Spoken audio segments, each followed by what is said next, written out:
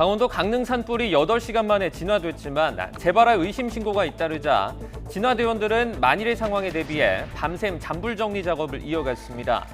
강풍으로 나무가 쓰러지면서 전선이 끊어졌고 이 과정에서 불꽃이 튄 게 산불의 원인으로 지목되고 있습니다. 윤석열 대통령의 국빈 방문 일정을 협의하기 위해 미국을 찾은 김태효 국가안보실 1차장은 동맹국인 미국이 악의를 갖고 도감청했다는 정황은 발견되지 않고 있다고 밝혔습니다. 대통령실은 공개된 문건의 상당수가 위조된 것이라며 용산 집무실 보안에 문제가 없다고 강조했습니다. 국제통화기금 IMF가 올해 우리나라 경제 성장률 전망치를 1.5%로 또다시 하향 조정했습니다.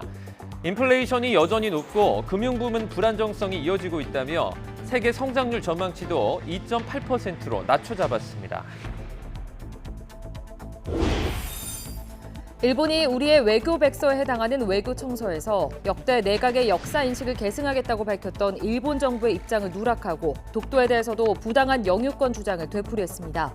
우리 정부는 주한 일본 대사관 총괄공사를 불러 강력히 항의하고 즉각 철회를 촉구했습니다. 오늘 북서풍을 타고 중국에서 황사가 유입되면서 전국 대기질이 매우 나쁨 수준까지 치솟을 것으로 보입니다. 영동과 영남 곳곳에 건조특보가 발효 중인 가운데 아침까지 바람도 강하게 불 것으로 보여 산불 등 화재에 유의하셔야겠습니다. 현존하는 가장 오래된 금속 활자 인쇄본 직지심체 요절이 프랑스 파리에서 반세기 만에 공개됐습니다. 우리 금속 인쇄술의 우수성을 전 세계에 알릴 기회가 될 걸로 보입니다. 시청자 여러분 안녕하십니까? 4월 12일 굿모닝 YTN 1부 시작합니다. 산불 소식으로 시작합니다. 어제 강릉에서 발생한 산불이 꺼진 뒤에도 재발할 의심 신고가 잇따르자 소방대원들은 밤샘 잔불 정리에 구슬땀을 흘렸습니다. 네, 강풍으로 나무가 넘어져 전선을 덮쳤고 이 과정에서 불꽃이 튄 게 이번 산불의 원인으로 추정됩니다. 김승환 기자입니다. 전국 곳곳에서 지원을 위해 모여든 소방차들이 어둠을 가르며 줄줄이 이동합니다. 다행히 밤사이 산에서 불씨가 발견되거나 크게 번진 경우는 없었습니다. 다만 여전히 강한 바람에 불씨가 밭 한가운데 있던 비료포대에 옮겨 붙는 등 재발할 의심 신고가 이어졌습니다. 이렇게 이제 산발적으로 이제 집중적으로 신고되는 곳을 저희들이 이제 순차적으로 출동시키고 있는 상태입니다. 화마가 핥히고 간 펜션 앞에서도 밤샘 작업은 이어졌습니다. 혹시나 작은 불씨라도 남아있을까 굴착기로 잿더미가 된 잔해를 끄집어내 물을 뿌리는 겁니다. 밑에 있는 불씨를 완전히 잡아야지만 다시 불씨가 살아나서 산불이나 인근 주택으로 번져 나가지 않도록 하는 작업이 지금 진행되고 있습니다. 이런 가운데 1차 조사 결과 이번 산불은 끊어진 전선에서 시작된 것으로 보입니다. 거센 바람에 나무가 쓰러져 전선이 끊어졌고 여기서 불꽃이 튀어 건조한 날씨 속에서 대형 산불로 이어졌다는 분석입니다. 산림청은 전선이 끊어진 곳과 불이 난 지점이 일치하고 비슷한 시간 지역 주민들이 정전됐다 말한 점도 근거로 들었습니다. 산림청과 경찰 등은 조만간 합동조사를 통해 정확한 화재 원인을 파악합니다. YTN 김승환입니다.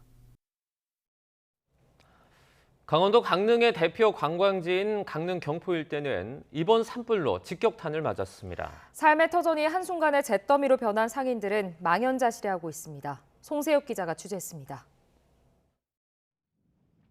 강릉 경포 주변 소나무 숲 곳곳이 시뻘건 불길에 휩싸였습니다. 짙은 연기는 경포호는 물론 해변까지 뒤덮었습니다. 초속 30m 안팎의 태풍급 강풍을 타고 번진 불이 1시간여 만에 2km가량 떨어진 경포 일대를 덮친 겁니다. 수십 년 수령의 소나무들은 검게 그을린 채 잿더미가 됐고 호숫가를 둘러싼 갈대숲도 까맣게 타버렸습니다.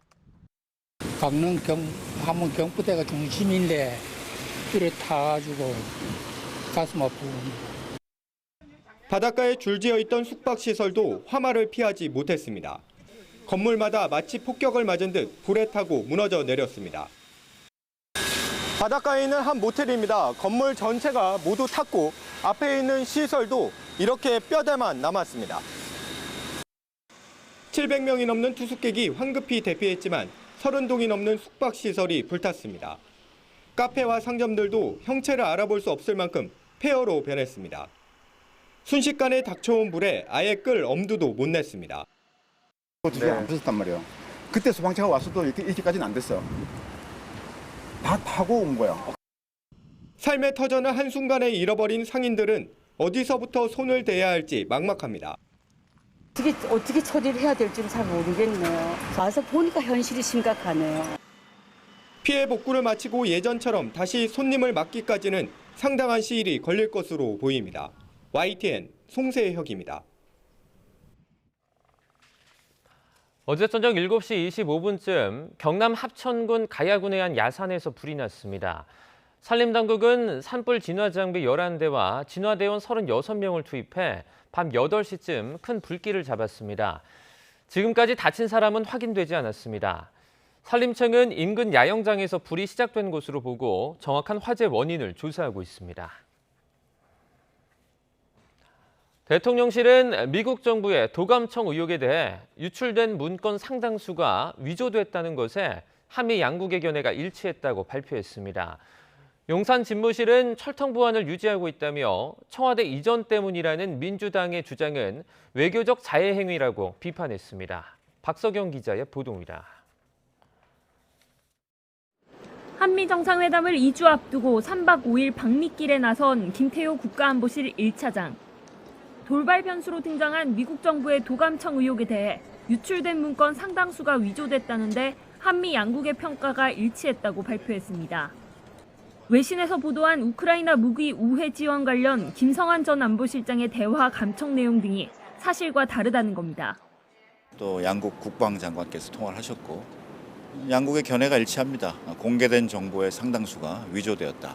거기에 대해서 평가가 일치하고.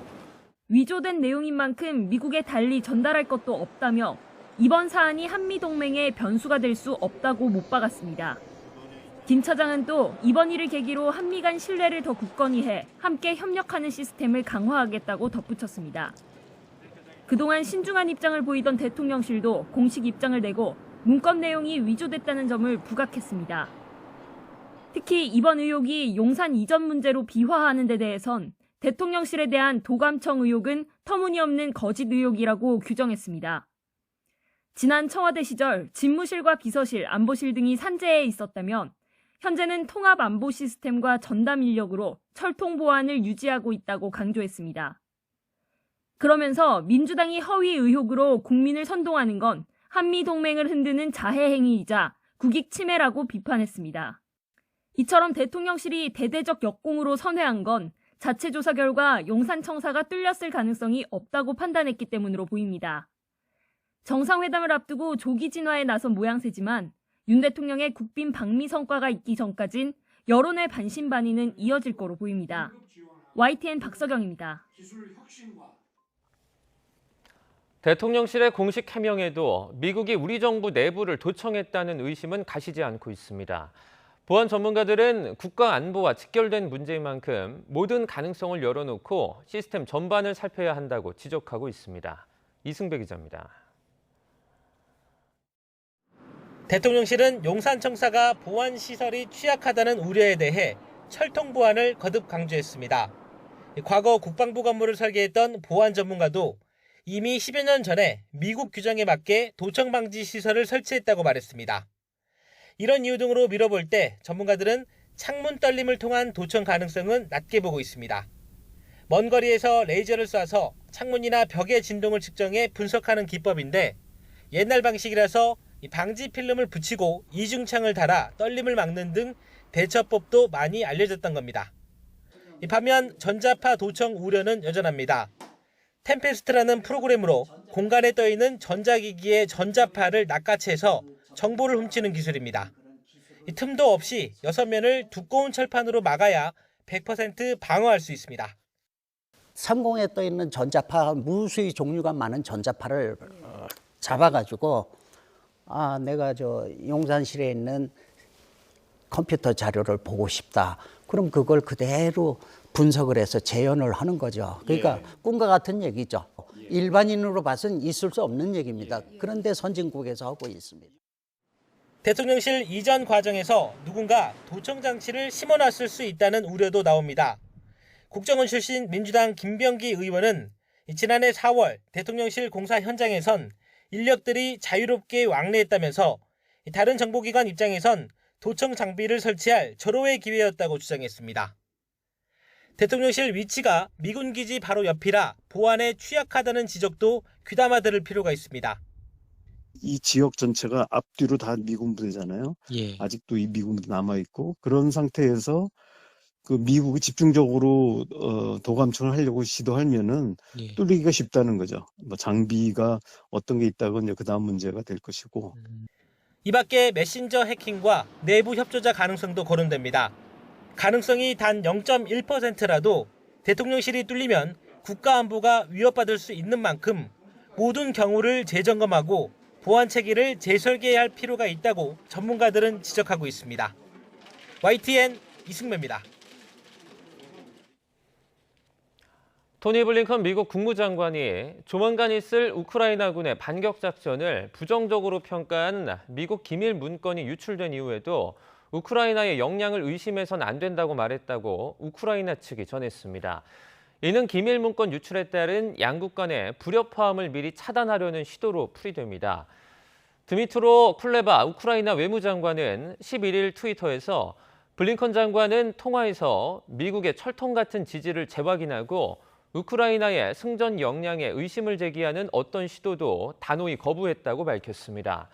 아울러 미국은 여전히 우크라이나의 믿을 만한 파트너로 우리의 승리를 앞당기고 평화를 수호하는 데 집중하고 있다고 강조했습니다. 국제통화기금 IMF가 올해 우리 경제 성장률 전망을 1.5%로 낮췄습니다. 지난해 7월 이후 4차례 연속으로 전망치를 하향 조정한 건데 1.5% 성장률은 주요 기관 중 가장 낮은 수준입니다. 보도에 오인석 기자입니다. IMF가 올해 우리 경제 성장률 전망치를 또 낮췄습니다. 0.2%포인트를 하향 조정해 1.5%가 될 것으로 예측했습니다. 내년 성장률도 0.2%포인트 낮춰 2.4%가 될 것으로 내다봤습니다. IMF는 지난해 10월 올해 한국 경제가 2% 성장할 것으로 전망했는데 지난 1월 0.3%포인트 낮춘 데 이어 3개월 만에 다시 0.2%포인트 떨어뜨렸습니다. 지난해 7월 이후 올해 한국 경제 성장률 전망치를 4차례 연속으로 하향 조정한 겁니다. 1.5%는 정부와 한국은행, KDI, OECD 등 주요 기관의 전망치 가운데 가장 낮습니다. 정부 관계자는 IMF가 1, 2월의 수출과 내수 실적치가 둔화한 데다 하반기 경기 반등폭도 한국 정부의 기대에 미치지 못할 것으로 예상한 것 같다고 분석했습니다. IMF는 올해 세계 경제는 지난 1월 전망보다 0.1%포인트 하락한 2.8%가 될 것으로 내다봤습니다.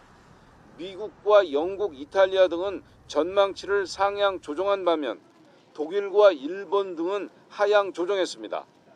중국은 5.2%로 지난 1월 전망치를 유지했습니다. IMF는 올해 세계 경제 여건을 험난한 회복 과정으로 평가했습니다.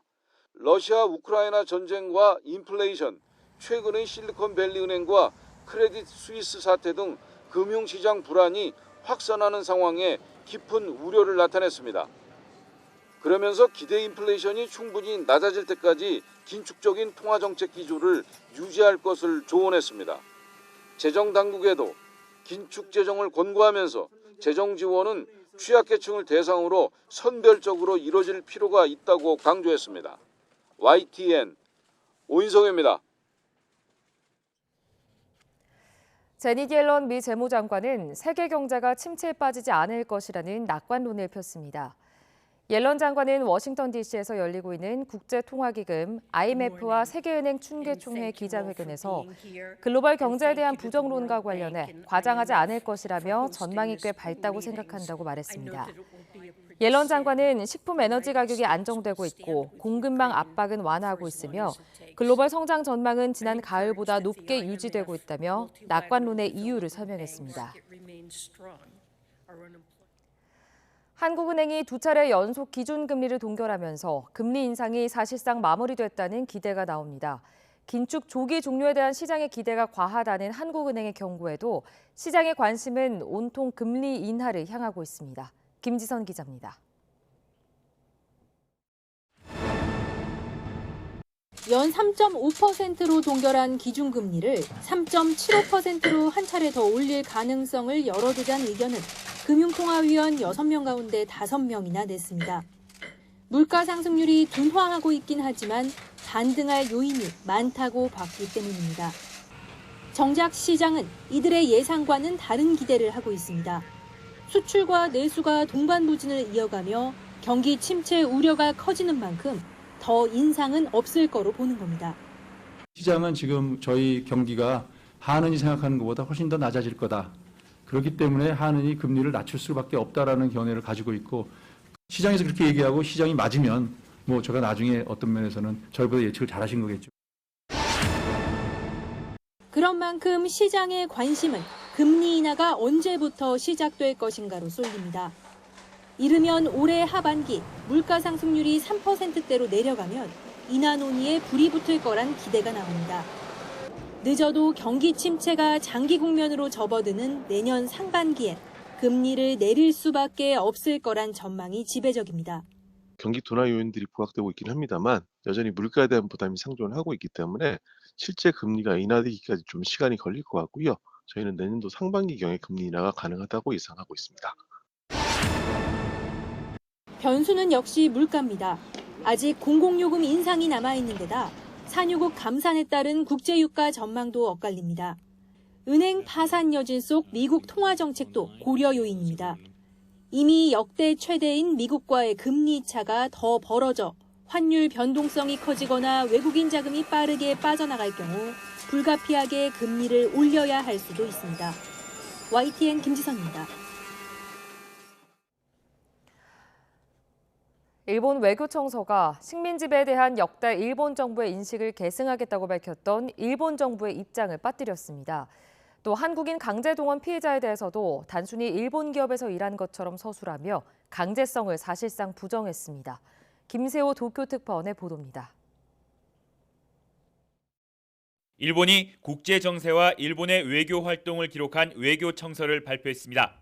法の支配に基づく自由で開かれた国際秩序の維持強化に向けてリーダーシップを発揮している日本外交の姿をこの外交青書を通じてしっかりと国内外に発信できればというふうに 우선 우리 정부가 지난달 6일 발표한 강제동원 해법안에 대해 건전한 한일 관계로 되돌리려는 조치라는 일본 정부의 평가를 담았습니다. 그런데 당시 하야시 요시마사 외무상이 1998년 한일 공동선언을 포함해 역사인식에 관한 역대 내각의 입장을 계승하고 있다고 밝혔던 대목을 쏙 뺐습니다. 일본의 식민 지배에 대한 통절한 반성과 진심 어린 사죄를 부인하는 것으로 해석될 수 있습니다. 이에 우리 정부는 일본 정부의 확실한 역사인식 계승을 촉구했습니다.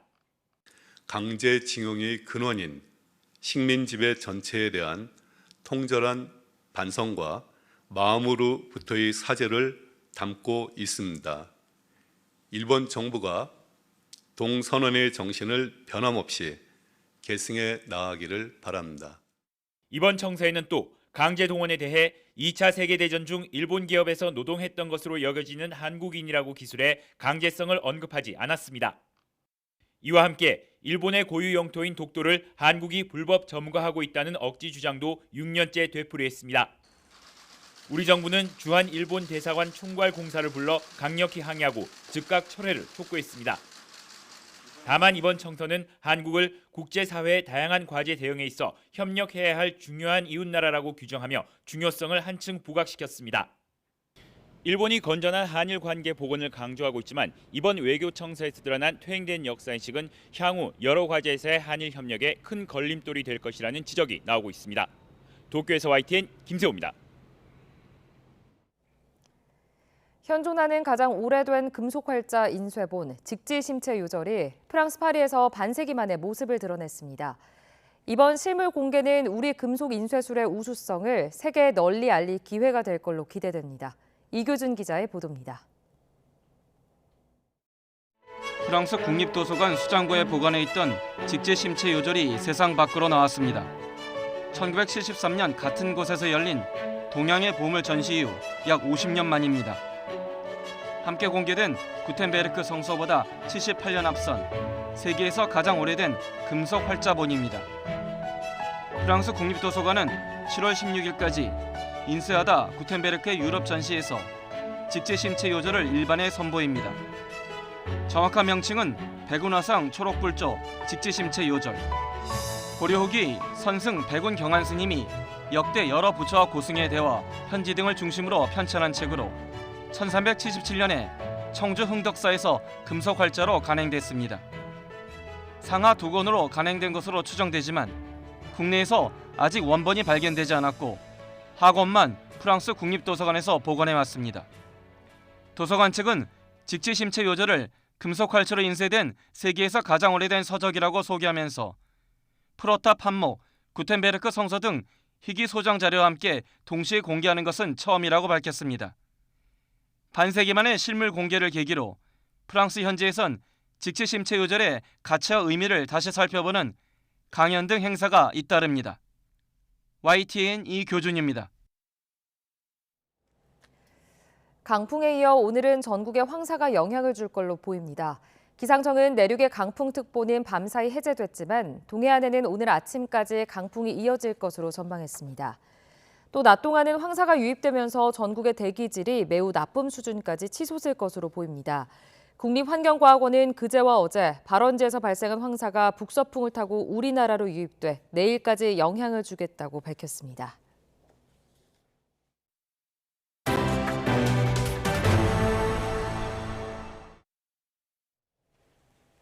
더불어민주당이 내일 국회 본회의에서 양곡관리법 개정안 재표결을 추진하는 가운데 어제 국회 농해소위에서는 법안을 둘러싼 거친 설전이 벌어졌습니다.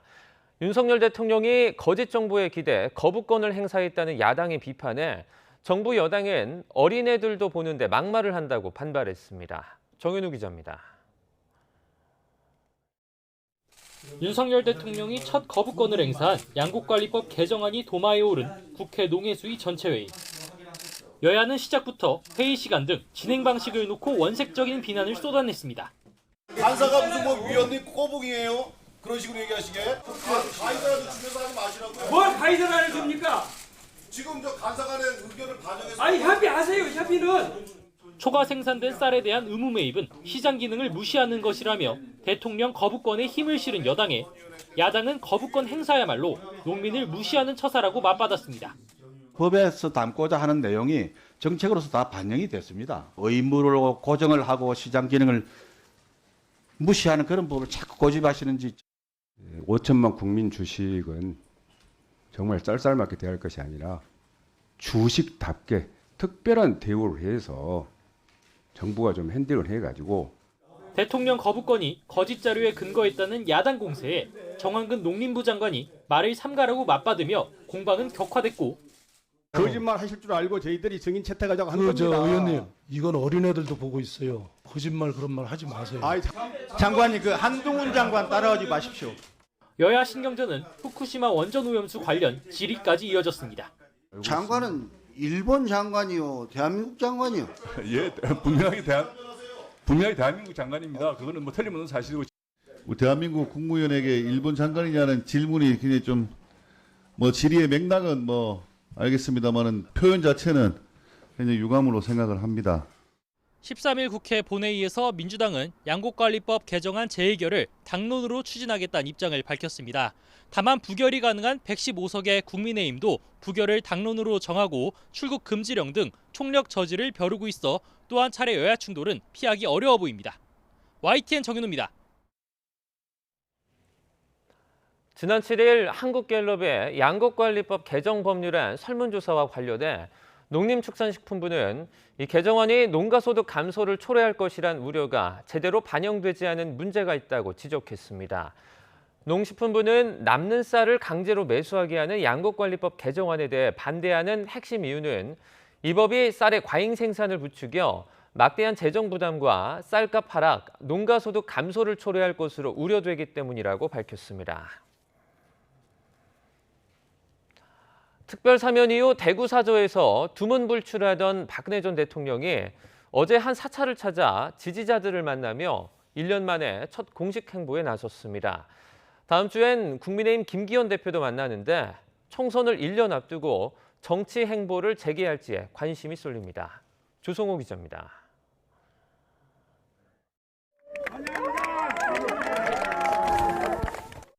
특유의 올림머리에 흰 상의를 갖춰 입은 박근혜 전 대통령이 지지자들 환영을 받으며 차에서 내립니다. 특별 사면 석 달 만인 지난해 3월 대구 달성군 사저에 입주하고 1년 만에 첫 공식 외출입니다. 대구 동화사를 찾아 합장하고 분향한 뒤 큰 스님으로부터 축원을 받았습니다. 국정농단 사건 수감 생활을 위로하는 덕담은 굳은 표정으로 듣기만 했습니다. 우리 문재인 정부는 수십 명, 수십만 명, 수백만 명이 그냥 비선실세입니다. 우리 박근혜 대통령 비선실세 하신 게 없습니다. 동화사 관계자들과 비공개로 오찬을 함께하며 2시간 반가량 머물렀습니다. 첫 공개 일정에 취재진이 몰렸지만 정치적인 발언은 없었습니다. 만남을 요청해온 국민의힘 김기현 대표를 다음 주 사저에서 맞이하는 일정도 조율하고 있습니다. 다만 공교롭게도 총선을 1년 앞둔 시점 정치 행보를 시사하는 것 아니냐는 관측에는 선을 그었습니다. 조율을 하고 있고요. 다음 주쯤 아마 방문이 있으실 것 같습니다. 총선을 딱 1년 앞둔 시점이거든요. 그 얘기는 안 하겠습니다. 당이 배출한 전직 대통령을 예우하는 차원에서 만나는 것이라는 게 김기현 대표 측 설명이지만 전통적인 지지층을 결집하는 계기가 될 거란 관측도 나옵니다. 특히 최근 전광훈 목사 관련 논란을 당과 연결짓지 말라고 연일 강경한 목소리를 내면서 당내 기강을 잡으려는 김 대표에게 힘을 실어줄 수도 있다는 분석입니다. 총선이 다가올수록 박근혜 전 대통령의 일거수일투족은 정치적 메시지로 비칠 가능성이 크다는 점에서 향후 행보가 보수 진영 결집 그리고 여론 지형에 어떤 영향을 미칠지 관심이 쏠립니다. YTN 조성호입니다. 30대 건설사 CEO 등이 한자리에 모여 건설노조 불법행위 근절을 위해 원도급사의 책임을 다하기로 했습니다. 원희룡 국토부 장관이 건설노조 불법행위 근절에 원청 업체들이 미온적이라며 질타하자 반응을 보인 것으로 풀이됩니다. 이동우 기자가 취재했습니다. 건설 현장 정상화! 30대 건설사 최고 경영자 등이 건설 현장 정상화를 위한 결의대회를 열었습니다. 원도급사들도 정부의 건설노조 불법행위 근절 대책에 적극적으로 동참하겠다는 의지를 밝히기 위해서입니다. 앞서 원희룡 국토부 장관은 원청업체들이 힘든 것은 하도급사에 다 떠넘기고 건설노조 불법행위 근절에 미온적이라며 강력히 질타했기 때문입니다. 원청사 정신 차려야 됩니다. 생산성을 직접 책임지고 있는 전문 건설인들과 우리 근로자들 보호해줘야 합니다. 정부가 나서기 전에 원청부터 책임을 다할 것을 촉구하고요. 앞으로 그런 방향으로 제도를 보완하겠습니다. 그러자 30대 건설사들은 19,000여 원도급사를 대표해 정부의 건설노조 불법행위 근절 정책에 부응하고 건설 현장 정상화에 앞장서겠다고 결의했습니다. 우리는 건설노조가 불법 행위를 요구하거나 불법 행위를 저지르는 것을 발견할 경우 묵인하지 않고 정부기관에 적극 신고한다. 또 대한건설협회와 한국타워크레인 협동조합은 타워크레인 조종사 적정 수급을 위한 업무 협약을 체결했습니다. 건설 현장에서 조종사의 불법행위 등으로 타워크레인 업무 공백이 발생할 경우 건설사나 임대사의 요청을 받아 조종사를 투입하기 위한 것입니다. 건설협회가 타워크레인 조종사 인력풀을 구축 관리하고 조합이 기초교육 등을 실시한 뒤 현장에 공급하는 체계입니다. YTN 이동호입니다.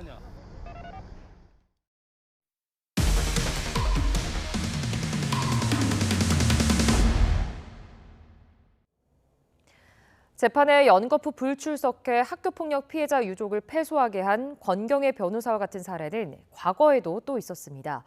의료사고 소송을 맡아 절대 안 진다며 큰 소리까지 쳤지만 정작 사건을 접수하지도 않았습니다. 홍민기 기자가 단독 취재했습니다. 지난 2010년 이상훈 씨의 20대 딸은 운동 중 코뼈가 부러져 서울의 한 이비인후과를 찾았습니다.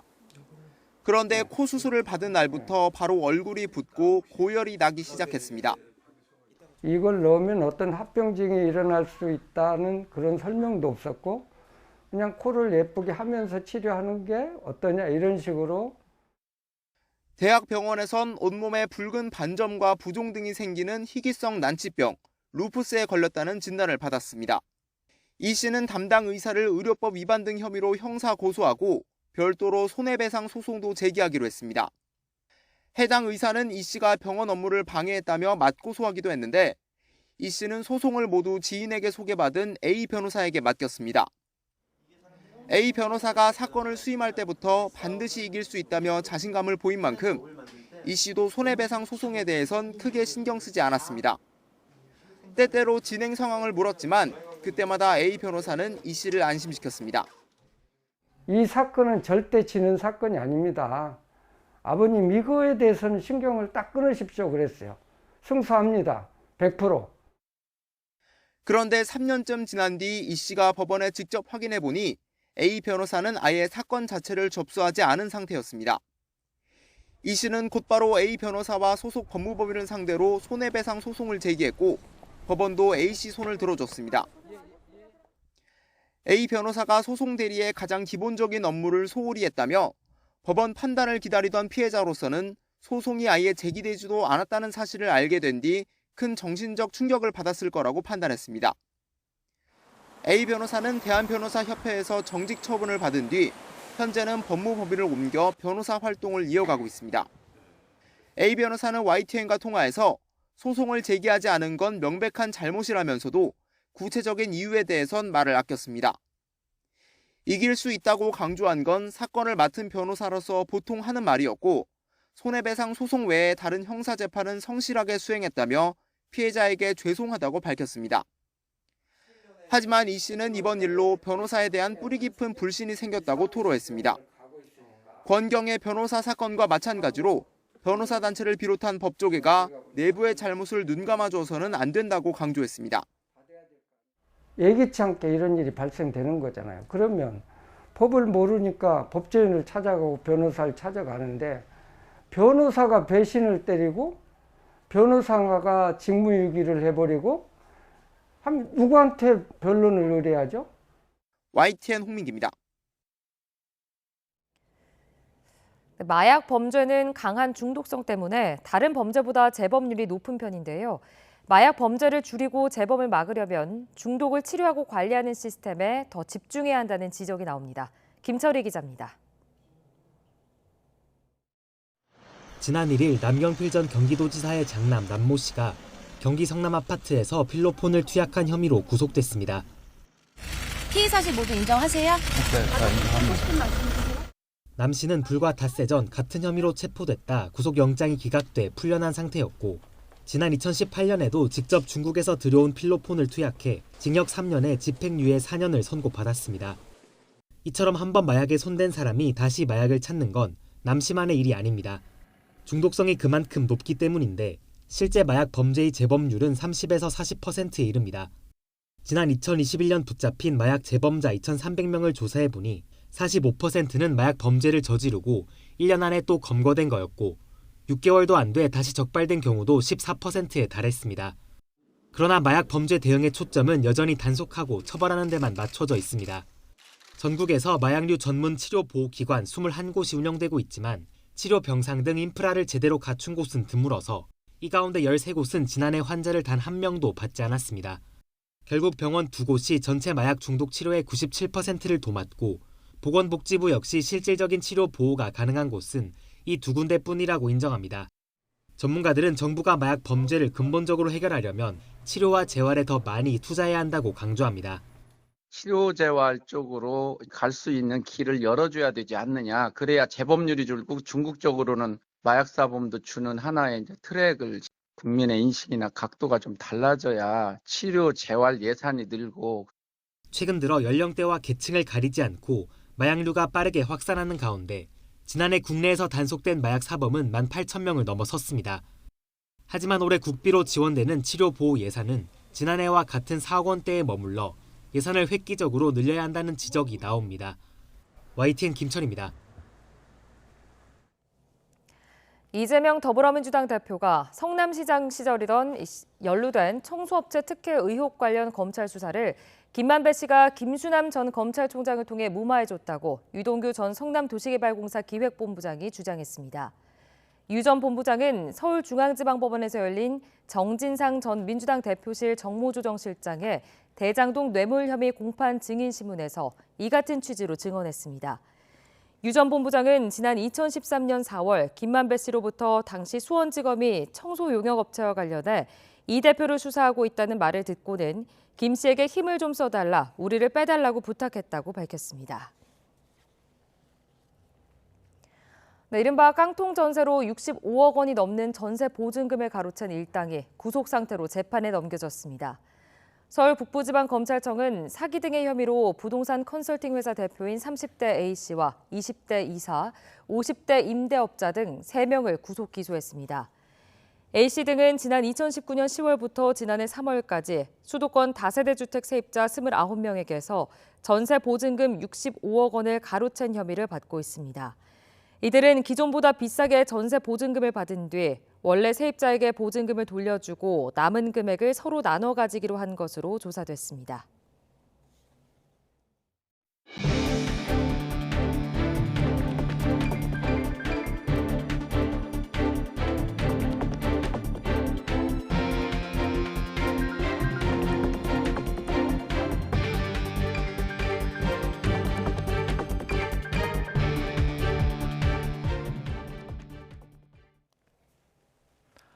김태효 국가안보실 1차장은 미국 국방부가 기밀 문건으로 제기된 한국에 대한 도감청 의혹과 관련해 동맹국인 미국이 우리에게 악의를 가지고 했다는 정황은 발견되지 않고 있다고 말했습니다. 윤석열 대통령 국빈 방문 일정 협의를 위해 미국을 방문한 김 차장은 워싱턴 공항에서 기자들과 만나 이 문제는 많은 부분에 제3자가 개입돼 있다며 이같이 밝혔습니다. 출국에 앞서 기밀 문건이 조작됐다고 말한 데 대해서 문서 전체가 조작됐다는 의미인지 묻자 미국 측 조사가 진행 중이고 많은 것이 혼란스러운 상황에서 섣불리 얘기할 수 없다며 시간을 갖고 기다려봐야 할 것 같다고 말했습니다.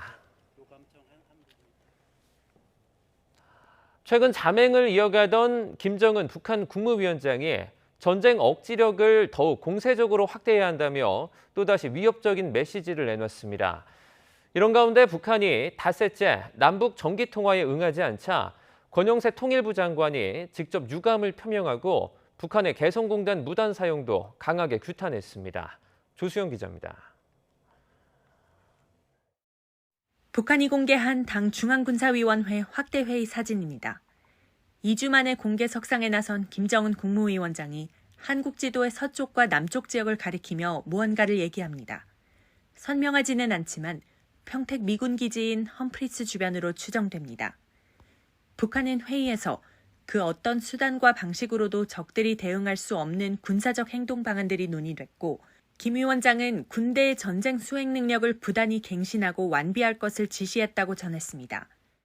가속적으로 강화되고 있는 우리의 전쟁 억제력을 더욱 실용적으로 공세적으로 확대하고 효과적으로 운영해야 할 필요성에 대하여 강조하셨습니다. 북한이 닷새째 남북 통신망을 끊고 다시 위협적인 메시지를 내놓은 가운데 권영세 통일부 장관이 직접 정부 입장을 담은 대북 성명을 발표했습니다. 권 장관은 북한이 남북 간 연락 업무에 무성의하고 비협조적인 태도로 일관했다고 지적한 뒤 통신선 불통에 강한 유감을 표명했습니다. 정부는 이러한 북한의 일방적이고 무책임한 태도에 대해 강한 유감을 표명하며 이는 결국 북한을 스스로 고립시켜 더욱 어려운 지경에 처할 수밖에 없을 것임을 강력하게 경고한다. 이어 북한의 개성공단 설비 무단 사용도 강력히 규탄했습니다. 우리 기업들의 재산권을 침해하는 행위이자 남북 간 투자보장 합의서 위반이라며 모든 책임은 전적으로 북한에 있다고 강조했습니다. 김일성 생일을 코앞에 두고 김 위원장이 직접 위협적인 메시지를 내놓으면서 북한이 조만간 도발을 재개할 거란 관측에 무게가 실리고 있습니다. YTN 조수연입니다. 정부와 여당이 내일 본회의를 앞두고 간호법 제정안과 의료법 개정안에 대해 중재안을 제시했습니다. 하지만 간호협회가 수용할 수 없다며 반발해 당분간 진통은 계속될 것으로 보입니다. 신윤정 기자입니다. 국민의힘과 보건복지부 그리고 간호법 제정을 두고 정면 충돌 양상을 빚고 있는 대한의사협회와 대한간호협회 등이 한자리에 모였습니다.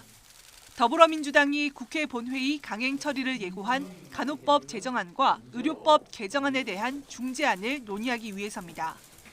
당정은 먼저 간호법의 명칭을 간호사 처우 등에 관한 법으로 바꾸고 간호사 업무 관련 내용은 기존 의료법에 존치하되 간호사의 처우 개선을 보강하자고 제시했습니다. 핵심 쟁점인 법안의 목적에서 지역사회는 삭제하자고 제안했습니다.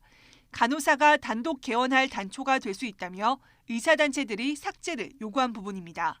또 간호조무사 학력 요건은 특성화고 졸업에서 졸업 이상으로 명기하기로 했는데 역시 간호협회 주장과는 배치됩니다. 중재안이 공개되자 회의장 밖으로 고성이 새어나왔고 결국 1시간 만에 간호협회는 회의장을 박차고 나왔습니다. 이미 여야가 합의해 합법적으로 의결된 법안을 모두 부정하고 있다며 원안 통과를 주장했습니다. 합의된 수정안에 대해서 국민의힘은 의료법 개정안에서도 의사들의 요구를 대폭 수용한 중재안을 내놨습니다. 의사 면허 취소 대상을 모든 범죄에서 의료 관련 범죄와 성범죄, 강력범죄로 수정하고 면허 재교부 금지 기간도 10년에서 5년으로 완화했습니다. 중재안에 대해 의사협회는 긍정적으로 검토하겠다는 입장을, 간호조무사협회도 받아들이겠다는 의사를 밝혔습니다. 또 보완을 요구할 점이 있다면은 앞으로 당정 간에 더 조율을 거쳐서 더 보완을 하고 앞으로 여야 간에 협의를 통해서 간호사 대 의사를 포함한 다른 의료계 직역이 총파업을 거론하며 맞서고 있는 상황에서 자칫 의료 대란으로 이어지진 않을지 우려가 커지고 있습니다. YTN 신윤정입니다. 우정사업본부가 근로시간에 노동조합 활동을 하는 우정직 공무원들에게 시간 외 근무수당을 정해진 금액으로 지급했다가 감사원으로부터 주의 조치를 받았습니다. 감사원이 공개한 감사 보고서를 보면 우정사업본부는 지난 2011년부터 노조 업무를 하는 노조 전임자에게 직전 연도 평균 시간의 근무 시간에 따라 시간의 수당을 일괄 지급한 것으로 나타났습니다. 노조 전임자에게 원래 받던 임금보다 적게 줘서는 안 된다는 노동조합법에 맞추려고 임금 차이를 보전해 준 건데 지난 2021년에는 매달 10시간치 수당으로 총 2,900만 원, 지난해엔 매달 7시간치 수당에 해당하는 2,200만 원이 지급됐습니다. 현대차그룹이 1년에 15만 대 생산 규모를 갖춘 기아의 전기차 전용 공장 기공식을 열고 오는 2030년 전기차 세계 톱3 도약을 위해 국내 전기차 분야에 24조 원을 투자하는 계획을 발표했습니다. 이를 통해 2030년 국내 전기차 연간 생산량을 수출 92만 대가 포함된 151만 대로 늘리고 세계 전기차 생산량을 364만 대로 늘려 31종의 전기차 라인업을 갖춘다는 계획입니다. 내후년 하반기 양산에 돌입하는 기아의 국내 최초 고객 맞춤형 전기차 전용 공장은 현대차그룹이 처음으로 국내에 건설하는 완성차 제조 공장으로 3만 평 부지에 1조 원이 투입됐습니다. 윤석열 대통령은 오는 2030년까지 국내 전기차 생산 능력을 지금의 5배로 높여 글로벌 미래차 3강으로 도약시키겠다고 밝혔습니다. 이 기업들이 시장의 혁명적 전환에 빠르게 적응하도록 정책 지원을 아끼지 않겠다고 약속했습니다. 윤 대통령이 국내 최초의 전기차 전용 공장인 이 기아차 오토랜드 기공식에서 한 발언 들어보겠습니다. 이 자리에 들어설 전기차 전용 공장은 현대차 그룹이 29년 만에 국내에 새로 짓는 공장입니다. 그리고 2030년까지 계획한 국내 전기차 분야 24조 원 투자의 첫 걸음입니다. 우리 경제 성장을 견인해온 자동차 산업은 패러다임 전환에 선제적으로 대응해야 할 때입니다. 정부는 기업들이 이러한 혁명적 전환에 발빠르게 적응할 수 있도록 R&D와 세제 지원 등 정책 지원을 아끼지 않을 것입니다. 이를 통해 2030년까지 국내 전기차 생산 능력을 지금의 5배로 높여서 글로벌 미래차 3강으로 도약시킬 것입니다.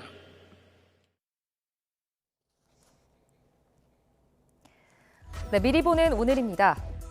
미국 정보기관의 한국 대통령실에 대한 도청 정황이 드러났다는 외신 보도와 관련해 국회 소관상임위원회 차원의 논의가 시작됩니다. 국회 외교통일위원회는 오늘 오후 전체 회를 열고 박진 외교부 장관이 출석한 가운데 외교부를 상대로 현안 보고를 받습니다. 여야 의원들은 박 장관을 상대로 도청 의혹과 관련한 사실관계와 정부의 대응 상황 등을 집중적으로 질의할 것으로 보입니다. 내년 국회의원 선거에 적용할 선거제도 개편을 논의하기 위한 국회 전원위원회 3일차 일정이 이어집니다. 국회 전원위는 오늘 선거제 개편안 중 비례대표제와 지역구 제도를 제외한 나머지 주요 쟁점을 두고 토론을 이어갑니다.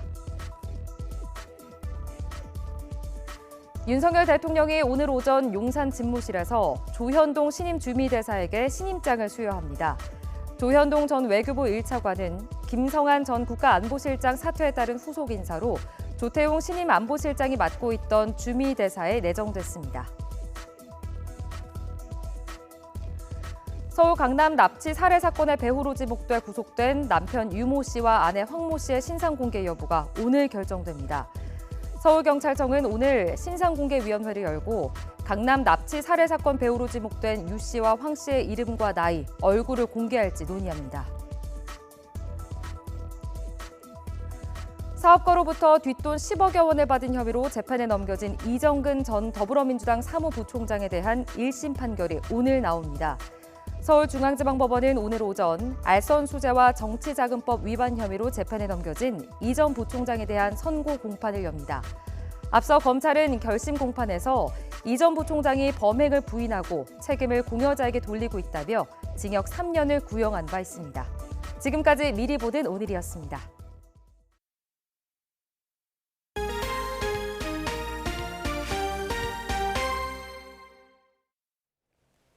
네, 스포츠 뉴스입니다. 프로농구 SK와 캐롯이 6강 관문을 통과하면서 최후의 승자를 가리는 플레이오프는 4강으로 좁혀졌습니다. 어려운 팀 사정을 딛고 기적의 역전승을 거둔 캐롯이 정규리그 1위 인삼공사를 상대로 또 한 번의 돌풍을 예고하고 있습니다. 허재원 기자입니다.